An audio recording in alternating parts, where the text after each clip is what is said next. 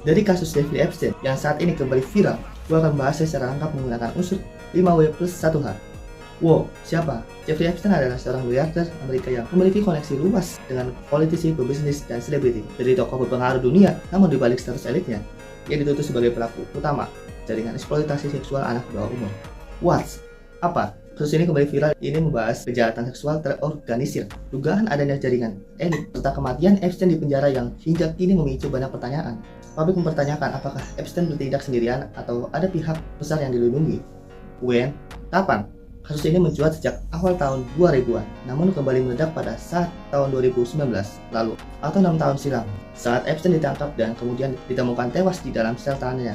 Kini beberapa tahun setelah kematiannya, kasus ini ramai dibahas di berbagai media sosial termasuk TikTok karena dokumen, kesaksian, dan diskusi publik yang kembali diangkat. Where? Di mana? Kejahatan ini diduga terjadi di berbagai lokasi, termasuk rumah mewah Jeffrey Epstein di Amerika Serikat, jet pribadinya, hingga pulau pribadi miliknya yang dijuluki Epstein Island. Tempat ini disebut-sebut menjadi lokasi utama kejahatan seksual. Why? Mengapa? Kasus ini viral kembali karena banyak pertanyaan besar tidak pernah terjawab.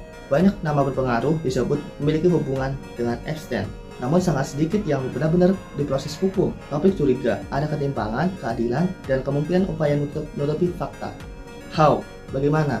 Menurut berbagai kesaksian korban, Jeffrey Epstein menggunakan kekayaannya, relasi, dan kekuasaannya untuk memanipulasi korban. Saat proses hukum berjalan, ia tertinggal di dalam penjara dalam kondisi yang dianggap janggal oleh banyak pihak, sehingga memicu teori konspirasi dan ketidakpercayaan publik terhadap versi resminya.